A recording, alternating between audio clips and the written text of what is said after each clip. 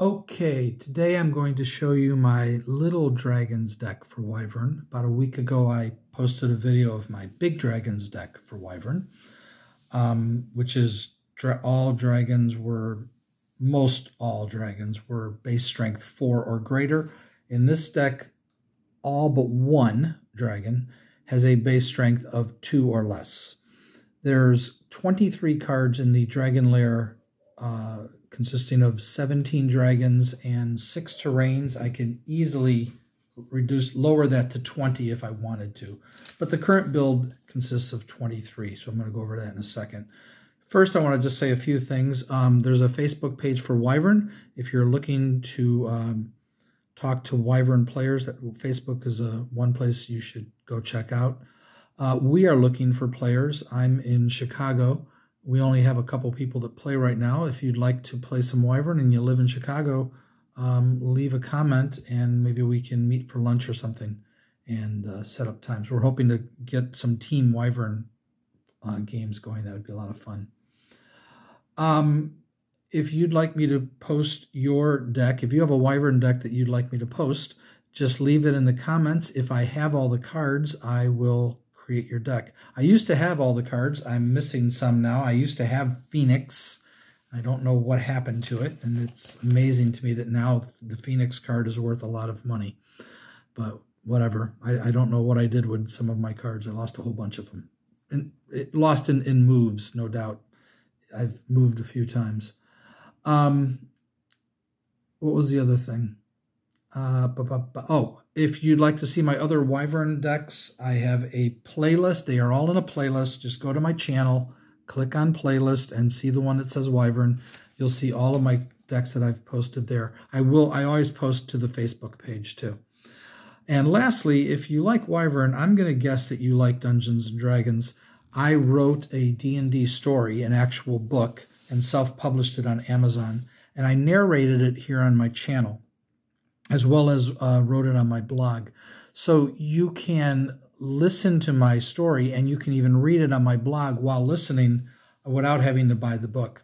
I'd love for you to buy the book, but that's something that you can do if you really like the book and would like to have a copy of it. But it's basically D&D in story form. So I encourage you to go on my page. Again, it's in a playlist called Forestera's Fate, my D&D story narrated. I was working on book 2. I'm currently not at the moment, but I was in the middle of writing book 2, and that is also in its own playlist. It says book 2 for Forestera's Fate, so that's also very easy to find.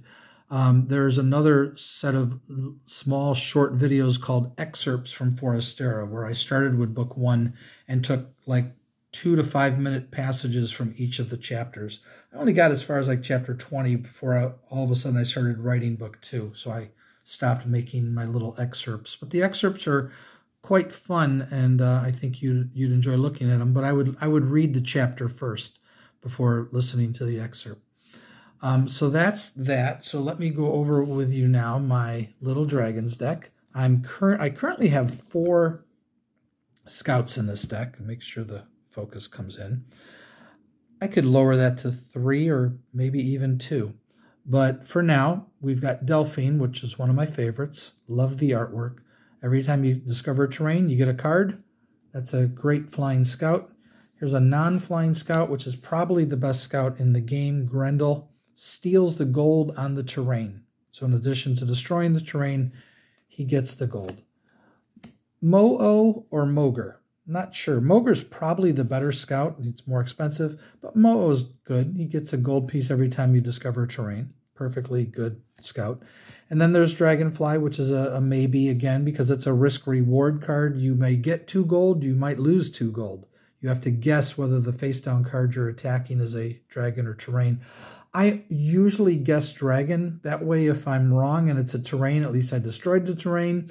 And if I'm right and I've hit a dragon and I'm probably going to lose that battle, at least I got 2 gold out of the deal. So I pick dragon so that I'm always getting something, but of course you're always losing something too. So it's kind of a tricky card.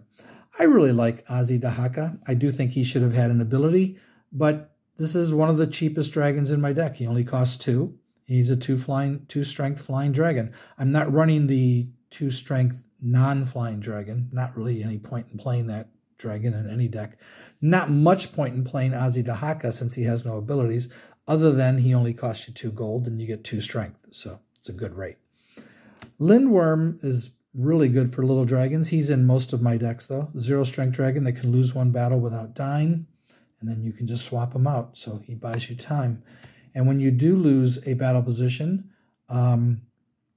once Lambton Wurm is defeated in battle, or you've swapped him out, you can pay 1 gold, get him back on the table, but you can only do that 1 time. So he gets you back in position. Lambton Wurm is in every deck I make as an automatic. I don't care what the deck is. Even my terrain deck has a Lambton Wurm in it because it gets you back a battle position. This is a good dragon for other decks, but I usually don't run one. I'm not sure why, but I put him in the little dragons deck. When he loses a battle, the winning dragon loses any special abilities, and I think that would include the ability to be a scout. I'm pretty sure the dragon is no longer a scout if it defeats green in a battle. So green dragon is interesting. Not sure the point of the tiger head, Bengal tiger or whatever that is. But anyway, green dragon, interesting. Ladly Worm is a weak little 1-strength dragon that costs 2, but when she loses a battle, the winning player has to discard a card at random. They really don't want to do that, but they don't want to lose to it either. So it's a good dragon. It's the right dragon for this deck. And this is one of the best dragons in the deck, Vampire. So he's a 1-strength dragon for 3, which is bad.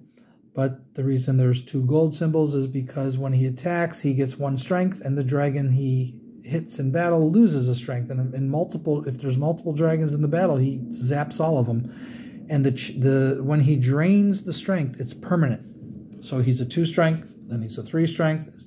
As long as you can keep winning the battle, if you can keep him alive, Vampire is just great. Dragonel is one of the weaker ones with an ability, but the ability is still worth it. When he wins a battle, you get a card from your treasure hoard draw pile. It's still a good card, puts him in the deck.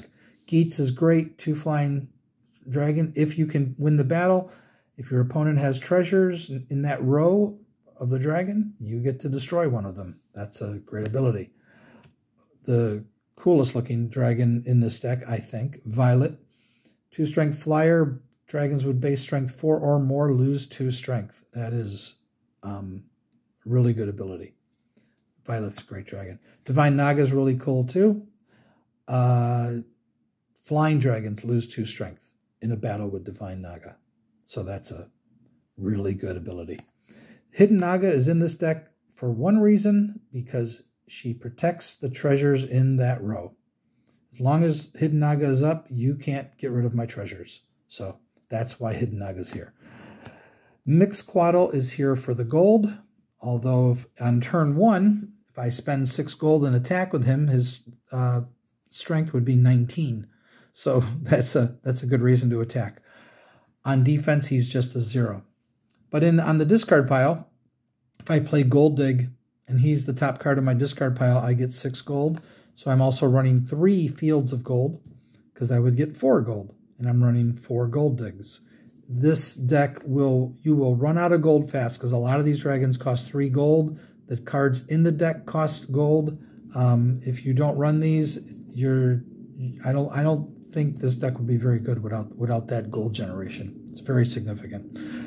These are in most of my decks. 1 Mixcoatl and Fields of Gold is pretty standard for every one of my decks because you just need the gold.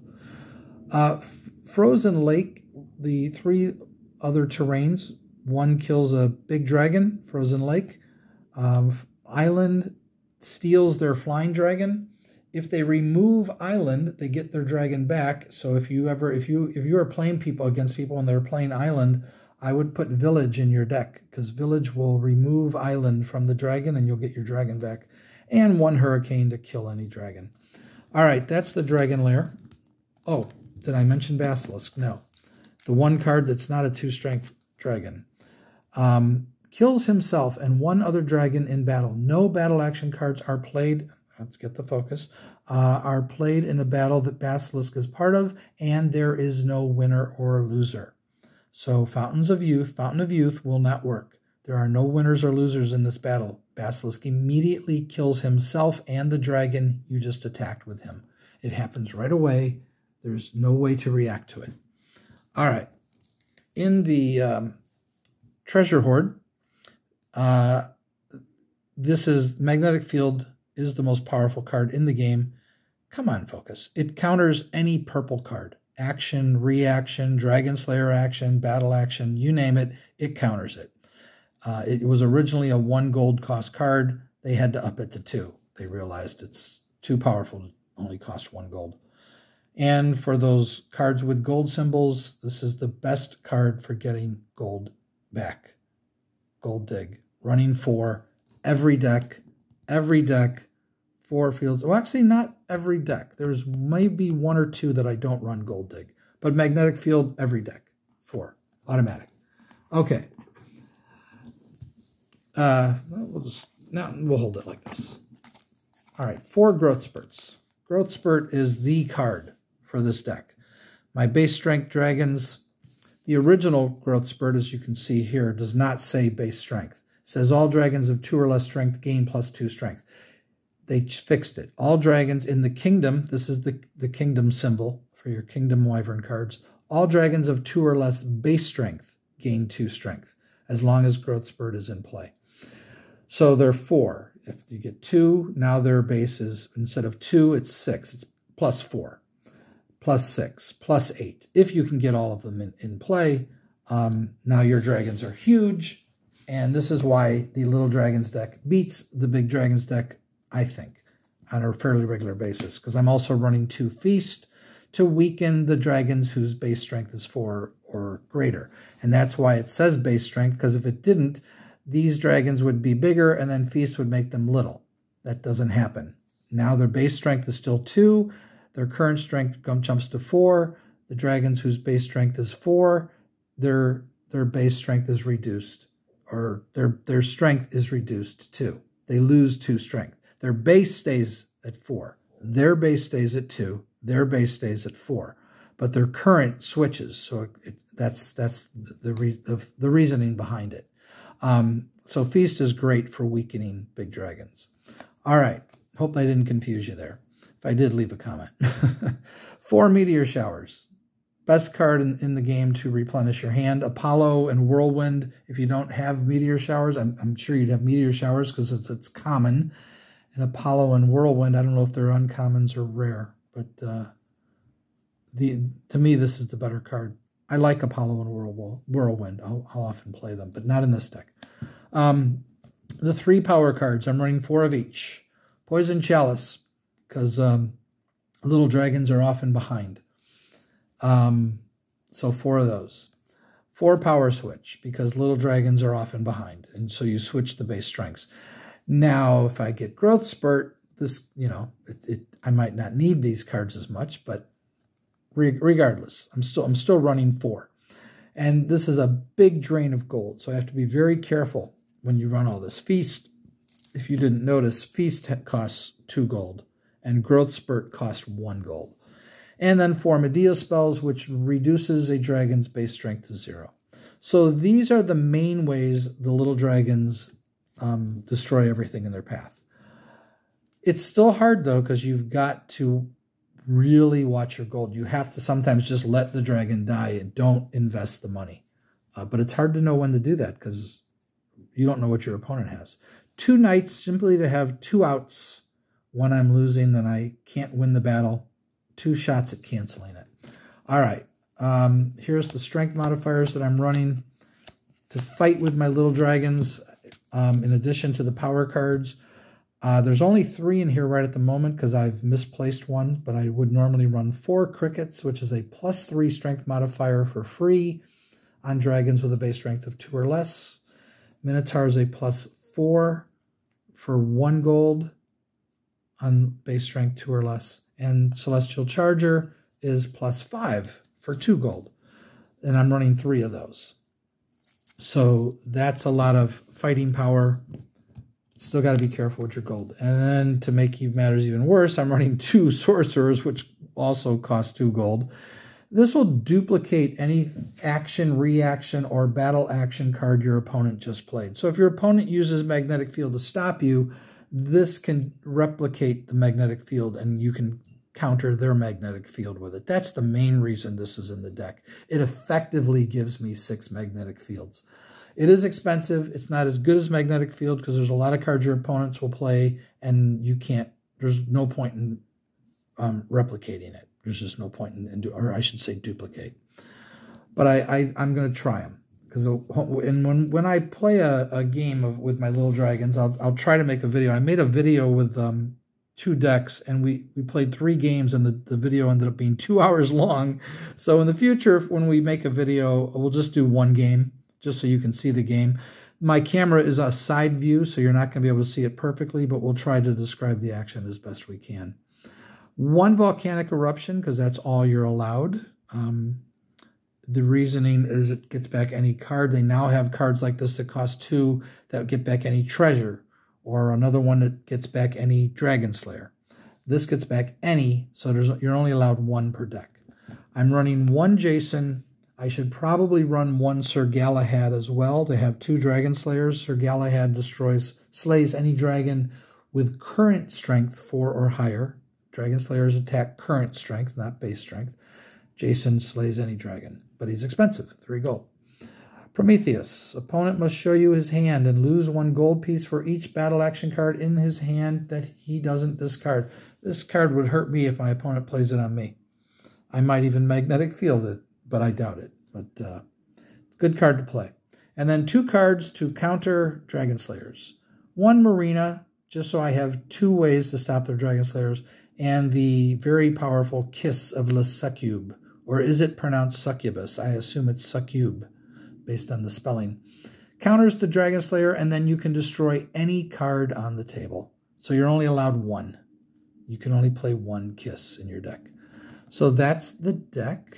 I hope you liked it, and I would love to hear from people in the comments. And I hope you all check out my book and watch my introductory video to my book.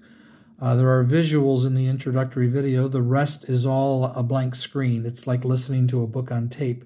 But in book 2, outside of the first chapter, I've added visuals for the other chapters. But it's just something to look at while I'm narrating the chapter. It's nothing connected to the story.